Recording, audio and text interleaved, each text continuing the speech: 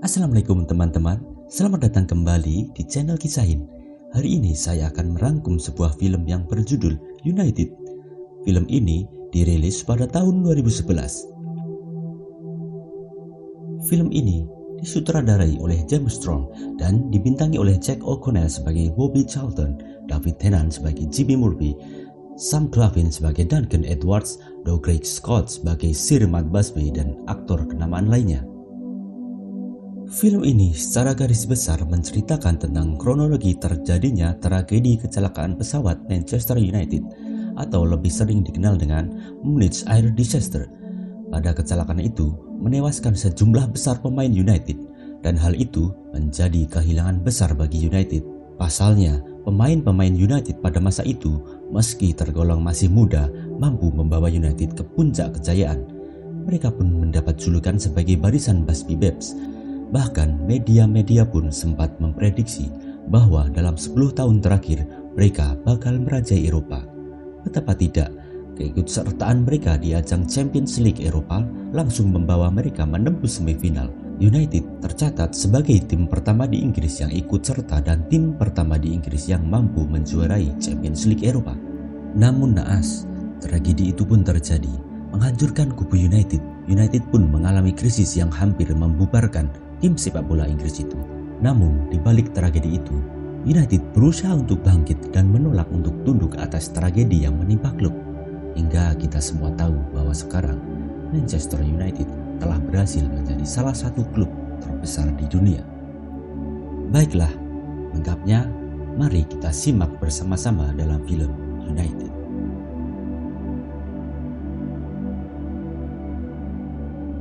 Adegan dimulai dengan menampilkan beberapa orang di sebuah gedung pertunjukan. Mereka bersama-sama menonton tayangan berita. Tampaknya daya kebersamaan semacam ini masih berlaku pada masa-masa pasca Perang Dunia Kedua. Di dalam gedung terlihat seorang pemuda bernama Bobby Charlton bergabung bersama rekan-rekannya. Wajah penonton seketika berubah ketika menampilkan berita Manchester United. Sorak-sorai membahana di gedung itu. Berita menayangkan betapa bagusnya United saat itu dengan barisan pemain yang dijuluki sebagai Busby Babes. Pemain berbakat mereka satu persatu diperkenalkan. Yang paling disoroti tentulah Duncan Edwards. Duncan Edwards adalah pemain yang paling berbakat yang dimiliki oleh United. Saat itu, Bobby muda merasa iri kepada rekan-rekannya. Terlebih kepada Duncan Edwards. Sudah 3 tahun, Bobby berada di tim akademi tapi tak kunjung menjalani debut. Hari-hari berikutnya mereka lalui dengan kerja keras. Di ruang pemain pun mereka tampak sangat kompak dan solid. Pelatih mereka, Jimmy Murphy, pelatih mereka dengan sangat disiplin. Ia pun juga sering mengajarkan filosofi sepak bola. Di tengah latihan, Jimmy menginstruksikan agar tim utama berkumpul. Sementara Bobby yang masih berada di tim akademi tampak iri melihat itu. Seusai latihan, Bobby menemui Jimmy. Ia menanyakan kapan kira-kira bos akan memberinya kesempatan bermain. Mendengar keluhan itu tentunya membuat Jimmy semakin bersemangat. Ia kemudian membawanya ke lapangan Old Trafford. Anak muda itu dinasihatinya berbagai macam. Soal dedikasi, integritas, juga soal fans. Bobby tampak patuh. Lalu Jimmy memberikan latihan ekstra kepada Bobby sebab sebetulnya Bobby adalah pemain yang sangat berbakat. Ia pun berkata bahwa tak lama lagi Bobby bakal menjalani debut. Malam harinya mereka berkumpul. Jimmy menjelaskan kepada para pemainnya bahwa ia tak cocok bekerja sebagai manajer. Ia lebih ahli dalam melihat bakat terpendam seorang pemain. Berbeda dengan bos mereka, Matt Busby.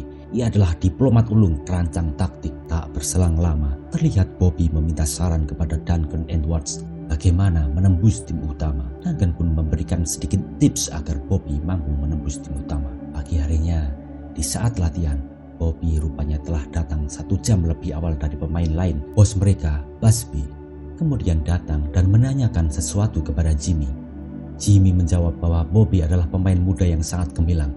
Busby pun meminta agar Jimmy tetap mengawasi dan menjaganya. Usai berlatih, Busby mengajak Jimmy untuk menemui direksi dari FA, Asosiasi Sepak Bola Inggris. Dalam pertemuan itu, Mr. Handeker, perwakilan FA itu, mengatakan melarang United untuk mengikuti kejuaraan Champions League Eropa dengan alasan liga lebih penting daripada kejuaraan Eropa. Mendengar itu, Busby dan Jimmy tak setuju.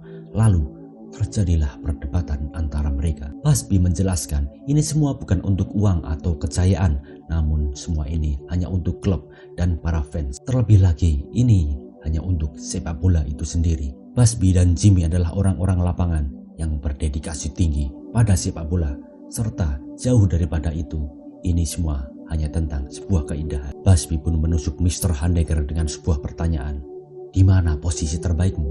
Tidak, kau orang perserikatan. Tampaknya pertanyaan itu cukup untuk membungkam Mr. Hundeker hingga membuat ia undur diri.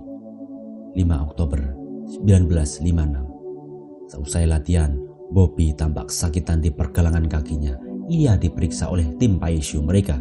Namun tiba-tiba Duncan memberitahu bahwa Bobby dipanggil oleh bos. Kabar itu cukup mengagetkan Bobby. Di ruang manajer, Bobby sangat canggung menghadap Busby. Dan Busby memberitahu bahwa Bobby akan menjalani debutnya besok malam melawan Charlton Athletic. Bobby terkejut dan seakan tak percaya kesempatan itu akhirnya benar-benar datang.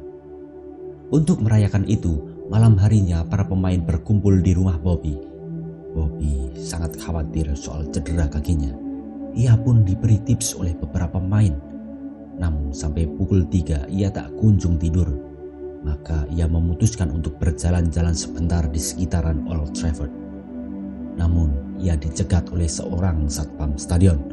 Bobby menjelaskan bahwa sore nanti ia akan bermain di dalam tim. Namun satpam itu sungguh tak mempercayainya dan malah mengusirnya pulang. Sebelum kick-off berlangsung, Bobby terburu-buru menuju locker room. Pelan ia berjalan menuju jersey miliknya.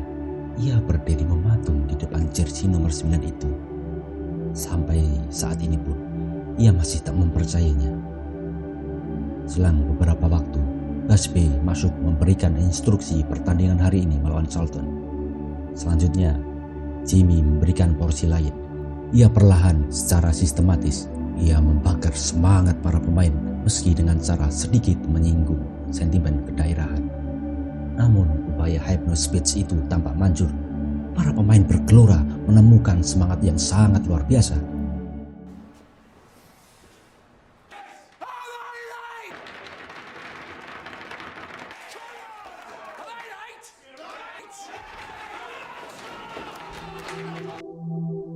Para pemain dari kedua kesebelasan berjejer di lorong. Komentator meliput jalannya pertandingan. Manchester United memenangkan pertandingan dan Bobby berhasil mencetak 2 gol di laga debutnya. Hingga ia pun langsung mendapat chance baru dari supporter. Hari-hari selanjutnya mereka lalui dengan berlatih keras. Mereka tampak kompak dan solid. Di puncak kejayaan mereka, media-media selalu menyoroti mereka. Saat ini United tengah memuncaki klasemen Liga Inggris dan pertandingan selanjutnya ia melawan Red Star Belgrade di lanjutan leg kedua perempat final Champions League. Leg pertama yang berlangsung di Old Trafford dimenangkan oleh United dengan skor 2-1. 15 Januari 1958. Pagi itu, Busby menelpon Mr. Hundeker. Ia menanyakan kemungkinan untuk menggeser pertandingan melawan Wolves Sabtu 8 Februari sebab pada hari Rabu mereka baru selesai bertanding di Yugoslavia melawan Red Star. Namun karena terlanjur sakit hati, Mr. Hundeker menolak penundaan jadwal United di Liga. Busby mengatakan apa yang dilakukan United telah meninggikan reputasi sepak bola Inggris di Eropa. Namun FA tetap menolaknya. FA bakal memberikan sanksi pengurangan poin jikalau tim tidak tiba di Manchester sehari sebelum kick-off hari Sabtu. Busby berencana untuk menyewa pesawat pribadi agar perjalanan bisa lebih cepat. Ide itu tampaknya didukung oleh Jimmy. Meski dalam pertandingan nanti Jimmy tak ikut terbang sebab ia akan mendampingi timnas Wales di kualifikasi Piala Dunia. Selain sebagai asisten manajer di United, ternyata ia juga seorang manajer timnas Wales. Saat latihan itu pun mereka memperkenalkan seorang kiper yang mereka rekrut dengan mahar 23.500 pound. Harga itu pada masa itu sangatlah besar. Namun itu tak cukup jika dibandingkan dengan kehebatan kiper baru mereka yang bernama Harry Gregg itu. Akhirnya perjalanan menuju Belgrade Yugoslavia tiba. Sebelum menaiki pesawat, mereka berfoto terlebih dulu. Sampainya di Yugoslavia, mereka diperiksa secara ketat oleh beberapa tentara sebab masa-masa itu masih masa-masa pasca perang. Di pertandingan itu United berhasil menahan imbang Red Star 3-3 dengan agregat akhir 5-4 dan dipastikan melaju ke babak semifinal melawan AC Milan.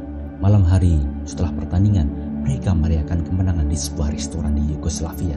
Kebahagiaan tampak menyelimuti raut wajah mereka masing-masing, meski tanpa tahu bahwa tragedi kecelakaan akan menimpa mereka sebentar lagi. Kamis 6 Februari akhirnya mereka bertolak dari Yugoslavia menuju Manchester. Di dalam pesawat itu tidak hanya diisi oleh pemain dan ofisial tim, namun juga diisi jurnalis sepak bola dan beberapa supporter. Beberapa pemain tampak mengobrol santai sampai kru pesawat memberitahu bahwa pesawat akan mendarat sebentar di Bandara Munich untuk pengisian bahan bakar. Busby merasa was-was kalau pesawat tidak sampai Manchester tepat waktu. Sementara hujan salju sangatlah deras, cuaca tampak menusuk tulang-tulang mereka. Namun mereka masih tetap bersenda gurau. Di ruang reservasi, mereka dengan bosan menunggu keberangkatan. Berselang lama, petugas bandara menginformasikan bahwa pesawat telah siap. Dan kepala paisyo mereka meminta untuk segera naik. Pesawat kembali mengatur take off. Sementara di dalam, Busby menyadari bahwa tim akan terlambat sampai. Dan itu berarti mereka bakal mendapatkan pengurangan poin. Beberapa pemain tampak santai dan melakukan permainan kartu. Namun tiba-tiba mereka merasa aneh dengan pergerakan pesawat. Benar saja, petugas memberitahu bahwa terjadi kesalahan teknis. Mereka mencoba take off lagi dari titik awal. Namun ketika pesawat hendak landing, mendadak terjadi guncangan hebat di sisi sayap pesawat. Orang-orang tampak bingung. Akhirnya petugas memberitahu bahwa pesawat mengalami masalah teknis dan meminta para penumpang untuk kembali menunggu ke tempat reservasi. Di tengah salju yang sangat dingin, mereka berjalan ke dalam. Busby melihat keluar, mulai merasa ragu atas pesawat itu. Terlihat pula dan kena mengirim telegram ke kekasihnya Molly. Ketika kepala paisyo memberitahu bahwa pesawat telah siap, sontak para pemain merasa ragu. Mereka telah memiliki firasat bahwa ini bukan rencana yang baik, tapi mereka tetap kembali ke pesawat meski dengan kekhawatiran yang semakin membesar. Mereka berjalan pelan dengan membawa keraguan di hatinya. Di dalam pesawat, David Beck dan Jones yang sudah kepalang ragu, maka menurut mereka berpindah duduk di bagian belakang adalah cara aman. Mereka mengajak pula Bobby, namun Harry Gregg menghalangi Bobby untuk tak ikut ke belakang. Penumpang telah mengenakan sabuk. Pesawat mulai melakukan take off, namun pesawat sudah menunjukkan tanda-tanda tak baik. Pesawat perlahan mulai berguncang, dan ketika pesawat akan melakukan landing, guncangan itu semakin hebat hingga menjatuhkan beberapa barang. Guncangan pesawat itu semakin besar karena salju yang tebal itu menutupi landasan. Akhirnya, pesawat yang telah melaju cepat menabrak pembatas dan mengalami kecelakaan. Darah-darah berceceran. Puing-puing pesawat berserakan, beberapa bagian terbakar, sementara Bobby mengalami luka di kepalanya. Namun ia masih mampu bergerak. Ia mencoba membangunkan Dennis Violet. Ia berdiri memandang kepala pesawat yang telah hancur dan terbakar. Kesedihan menyelimuti dirinya. Ia berjalan dengan perasaan tak percaya melihat orang-orang telah tewas. Puing-puing yang berserakan. Api berkobar di beberapa bagian. Ia berjalan dengan perasaan yang campur aduk. Ia melihat teman-temannya tergeletak tak berdaya. Beberapa orang juga tampak digotong ke tempat aman. Saat itu juga kesedihan menguasai semua orang. Harry Gregg yang selamat mencoba menyelamatkan beberapa orang. Bobby mulai menitikan air mata melihat kenyataan ini. Ia sungguh-sungguh tak percaya. Harry Gregg mencoba menenangkan Bobby. Matt Busby diangkat ke dalam sebuah mobil seadanya, van batubara. Tak ada ambulan, Bobby ikut masuk ke van itu menuju rumah sakit terdekat. Di saat Harry menceritakan kengerian kecelakaan itu, konsulat Inggris datang untuk mendata. Namun Bobby yang seperti tak bisa berpikir lagi, berjalan memasuki ruang perawatan dengan perasaan sedih. Karena kesedihan yang menimpanya, ia sempat bersitegang dengan seorang perawat. Bobby pun akhirnya dibius dengan obat penenang. Adegan beralih ke Old Trafford. Jimmy yang belum tahu soal kecelakaan itu bersiul-siul senang melihat bahwa selain United mampu melaju ke semifinal, ia juga memimpin timnas Wales melaju ke putaran final Piala Dunia. Namun Alma mulai menyadarkan Jimmy. Mendengar itu, Jimmy terdiam, jantungnya seperti tertembak peluru. Raut wajahnya seketika berubah. Ia langsung meminta Alma menghubungi rumah sakit dan kedutaan Inggris. Ia ingin tahu detail kecelakaannya. Maka pagi harinya, koran menampilkan headline berita kecelakaan pesawat. Orang-orang tampak penasaran. Beberapa seperti tak percaya akan berita itu. Mr. Handegger yang juga melihat berita itu dari layar TV ikut merasa bergabung. Di dalam kantor Old Trafford, keluarga pemain berkumpul, namun Jimmy tak bisa berbicara banyak sebab ia pun belum tahu informasi secara detail. Beberapa menit kemudian, Mr. Handeker menelpon dan mengucapkan bela sungkawa terhadap tragedi itu dan menawarkan penundaan jadwal pertandingan United hari Sabtu. Jimmy yang merasa kesal dengan FA menjawab singkat dan seperlunya sebab jika sebelumnya jadwal itu bisa ditunda, mungkin Busby tidak akan terburu-buru untuk segera kembali ke Manchester. 7 Februari 1958, pagi hari para wartawan telah mencegat Jimmy. Berita tentang kecelakaan itu seketika menyebar ke seantero negeri. Semua orang tampak menangis melihat tragedi itu, melihat pemain yang paling mereka cintai telah tewas dalam tragedi. Di sebuah kamar rumah sakit, Bobby terkulai lemah di ranjang. Seseorang duduk membaca koran di sampingnya. Bobby bertanya siapa saja yang selamat. Orang itu membacakan bahwa Matson, David Peck, Roger Bryan, Geoff Brand, Liam Whelan, Tobin Tyler, Eddie Coleman meninggal. Bobby terpukul mendengar itu. Hidupnya seperti runtuh. Hari itu, Jimmy bergegas menuju rumah sakit dengan perasaan tak keruan. Dokter menjelaskan kondisi para pemain yang selamat. Salah satu pemain mungkin tak lagi bisa bermain lagi. Gelangan kakinya telah hancur. Lalu mereka menuju ke ruang Duncan Edward. Dokter menjelaskan bahwa meski selamat, tapi ginjalnya rusak parah. Dokter ingin membantu sebisanya, namun ia berkata ia bukanlah Tuhan. Lalu ia berjalan ke lorong rumah sakit menemui Bobby. Bobby yang masih terkulai di rumah sakit mengadu kepada Jimmy. Ia menangis mengalami tragedi mengerikan semacam ini, terlebih kehilangan teman-temannya. Lalu Jimmy menemui Matt Busby yang juga tengah dirawat. Busby mengatakan kepada Jimmy bahwa ia merasa bersalah atas kejadian itu sebab menaiki pesawat itu adalah idenya. Namun di tengah rasa sakitnya itu, Busby meminta Jimmy untuk tetap mengibarkan bendera United. Selang beberapa jam kemudian, Duncan akhirnya siuman. Namun ia masih lemah. Jimmy yang duduk di sampingnya mendengar bahwa Duncan masih saja bersemangat membicarakan pertandingan sepak bola. Jimmy terlihat menahan air matanya agar tak keluar. Di sebuah tangga, Jimmy akhirnya menumpahkan kesedihan sejadi-jadinya. Hari-hari selanjutnya, akhirnya para korban berjumlah 21 orang antara lain pemain United, para staf, jurnalis dan beberapa supporter dibawa dalam iring-iringan lambat. Mereka dibawa dari Munich menyisakan kesedihan yang mendalam. Sepanjang rute pemakaman dihadiri lebih dari 100.000 orang. Mereka menampilkan wajah yang sangat bersedih. Negeri ini merasa kehilangan. Sebelum dimakamkan, para pemain dibawa terlebih dulu ke Old Trafford sebagai penghormatan terakhir. Para kerabat datang memberikan bunga perpisahan. Seorang satpam yang berjaga tampak mengatakan sesuatu yang sangat menyentuh. Aku selalu menonton mereka. Muda-pemuda ini sangat istimewa. Aku ingin menjaga mereka. 12 Februari 1958, Bobby telah pulih.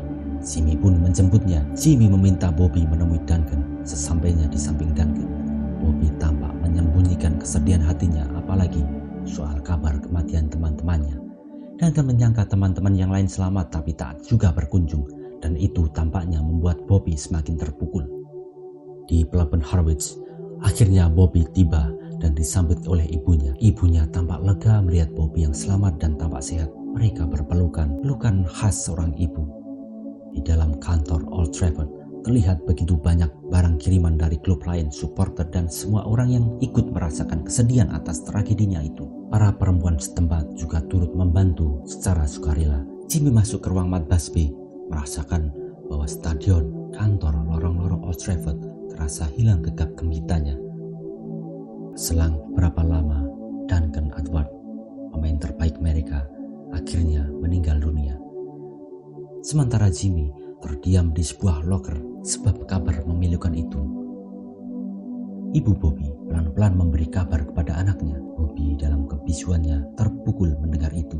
Rasa sedihnya semakin membesar. Bobby akhirnya merencanakan untuk tak lagi bermain sepak bola. Ia merasa hidupnya telah terenggut. Gairah hidupnya telah hilang. Lalu ia punguti piala-piala dan medali-medali dan segera ia buang. Ia ditimpa kehilangan yang bertubi-tubi. Kembali ke Old Trafford, hari itu dilaksanakan rapat direksi. Seorang kepala direksi memberitahu bahwa Manchester United akan ditutup dan dibubarkan. Mereka sudah tak memiliki uang lagi untuk mencari dan membeli pemain. Sebagian besar pemain telah tewas. Mendengar itu, Jimmy tak setuju. Ia menolak untuk mundur. Ia berkata bahwa kita tak boleh tunduk atas tragedi. Mereka, pemain-pemain muda itu, telah bekerja keras membangun tim ini. Bahkan sekarang, Mereka mempersembahkan nyawanya untuk kejayaan klub ini dan aku tak akan membalas mereka dengan menyerah. Aku akan menunjukkan kepada dunia bahwa tim ini tak akan tunduk atas tragedi apapun, kata Jimmy dengan berapi-api. Pekerjaan berat menanti Jimmy. Ia menelpon beberapa klub untuk melihat ketersediaan pemain apapun, bahkan pemain amatir sekalipun. Tugas terpenting baginya adalah mendapat pemain secepat mungkin sebelum kick-off seminggu ke depan. Akhirnya didapatkannya pemain seadanya itu. Di sebuah halaman, Bobby terlihat sedang menyapu. Jimmy berusaha membujuknya untuk bermain lagi, namun ibunya mengatakan Bobby tak lagi seperti dulu. Jimmy pun menemuinya, namun Bobby pun tetap menolak. Ia berkata bahwa ia tak sanggup lagi bermain bola. Kenangan tentang teman-temannya terus saja membayang di pikirannya, dan itu sangat menyakitkan hatinya. Beberapa tim ternyata dengan sukarela meminjamkan pemain mereka, bahkan seluruh gaji akan ditanggung, termasuk tim rival mereka Liverpool. Bill Shankly, manajer mereka, dengan antusias mendukung pemulihan tim Manchester United. Real Madrid pun juga sama, bahkan sempat menawarkan pemain terbaik mereka, Alfredo Di Stefano, namun pihak United entah alasan apa menolaknya. Lalu tiba-tiba datang tim amatir Bishop Auckland. Mereka menawarkan diri sebagai tim pelatih dan beberapa pemain yang bersedia untuk melakukan trial and scout. Seleksi pemain pun akhirnya dilakukan. Beberapa pemain akhirnya masuk dalam kriteria. Di sisi lain, ternyata Bobby tengah berdiri melihat anak-anak bermain sepak bola di jalanan. Melihat kesenangan itu, ternyata perlahan memunculkan gairahnya untuk kembali merumput. Ia pun ikut turut bermain bersama anak-anak, dan tak disangka potret permainannya bersama anak-anak itu muncul di sebuah koran.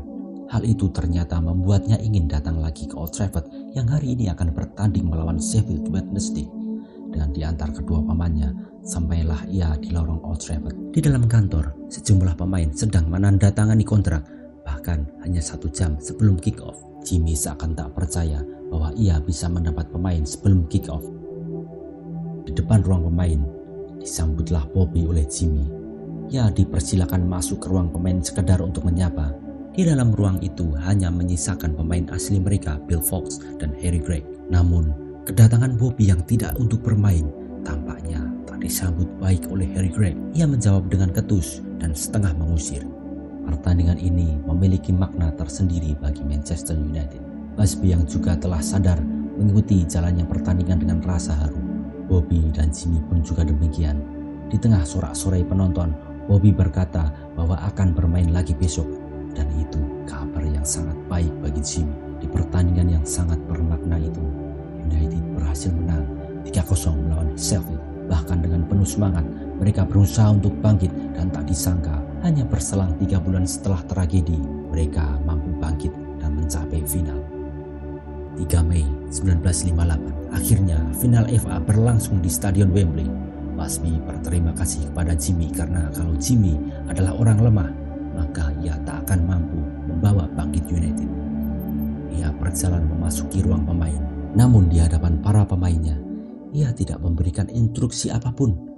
Ia hanya berkata bahwa lambang Phoenix yang ada di dada jersey ialah seperti United, bangkit dari abu. Jimmy yang sebelumnya telah mengambil alih sementara kursi manajer United, ia pun mengatakan sangat-sangatlah bangga, bahkan bagaimanapun hasilnya. Di lorong menuju lapangan, para pemain berjejer.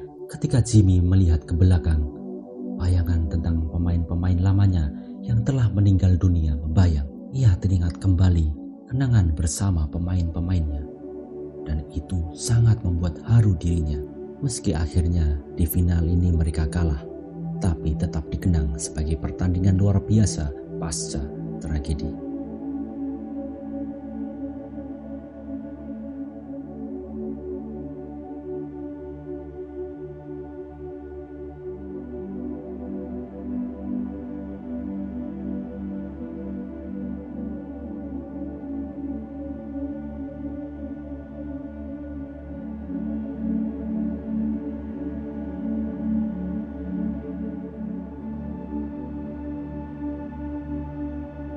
Tahun kemudian pada tahun 1962, Manchester United memulai kembali kejayaannya.